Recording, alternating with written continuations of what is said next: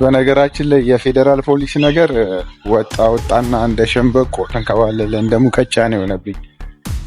አጃኒን ያቺ ቫንን ምናምን አስሮ ደስ ብሎን ሳያበቃ አዶናይን አስሮ ሰርፕራይዝ አላረገንም። አሁን ቆይ አዶናይ ምን አጠፋ? ምን አረገ? አሁን ሴጋ መታለው ነው ያለው። ወቅቱ ነው ሴጋ መምታት፣ ግን አቁም ያለው አይጠቅምም ምናምን የሚል አይነት ምክር ነው ሲመክር የነበረው እንጂ አላጠፋ።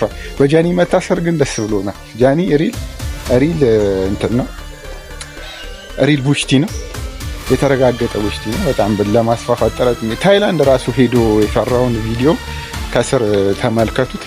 ምንድነው የትራንስጀንደሮች በጣም መብዣ ቦታ የሆነው ካላችሁኝ የሰርጀሪ ብዛት ነው። ማለትም የዶክተሮች አማራጭነት ዓለማችን ላይ ዋን ኦፍ ዘ ቤስት ዶክተር የሚባሉ የሰርጀሪ ማለትም ጾታ የሚቀይሩ ከወንድ ወደ ሴት የሚቀይሩ በትክክለኛ ቀዶ ጥገና የሚያደርጉ ዶክተሮች አሉና ምን አይነት ሰርጀሪ የሚለው ያው የፌሻል ሰርጀሪ አለ፣ የከንፈር ሰርጀሪ አለ፣ አፍንጫ አለ፣ የጆሮ አለ። በቃ አንድ ሰው ሴትን ለመምሰል ለማስፋፋት የመጨረሻ ጥረት የሚያደርግ ልጅ እሱ በመታሰሩ ደስተኛ ነው።